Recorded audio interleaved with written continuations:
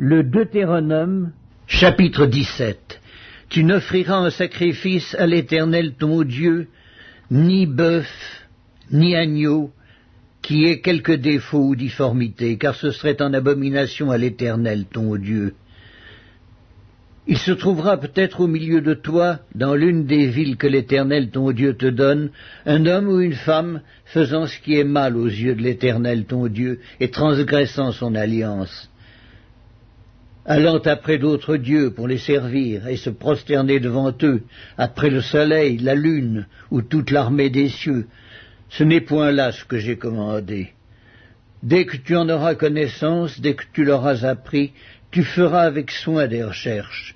La chose est-elle vraie? Le fait est-il établi? Cette abomination a-t-elle été commise en Israël? Alors tu feras venir à tes portes l'homme ou la femme qui sera coupable de cette mauvaise action, et tu lapideras ou puniras de mort cet homme ou cette femme.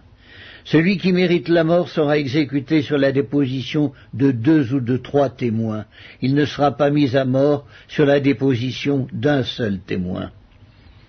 La main des témoins se lèvera la première sur lui pour le faire mourir, et la main de tout le peuple ensuite. Tu ôteras ainsi le mal du milieu de toi.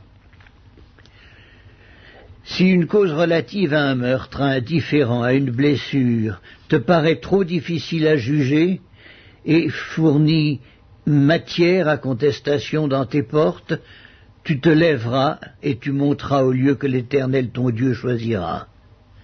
Tu iras vers les sacrificateurs, les Lévites, et vers celui qui remplira alors les fonctions de juge.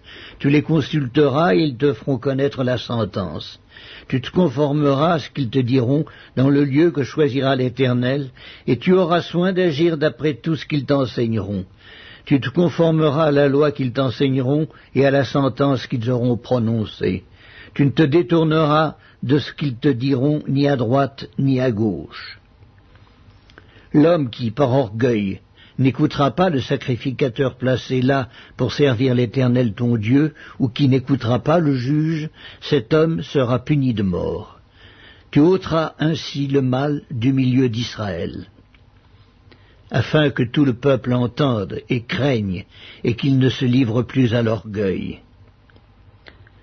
Lorsque tu seras entré dans le pays que l'Éternel ton Dieu te donne, lorsque tu le posséderas, que tu y auras établi ta demeure et que tu diras « Je veux mettre un roi sur moi, comme toutes les nations qui m'entourent », tu mettras sur toi un roi que choisira l'Éternel ton Dieu. Tu prendras un roi du milieu de tes frères, tu ne pourras pas te donner un étranger qui ne soit pas ton frère. Mais qu'il n'ait pas un grand nombre de chevaux, et qu'il ne ramène pas le peuple en Égypte pour avoir beaucoup de chevaux. Car l'Éternel vous a dit, vous ne retournerez plus par ce chemin-là.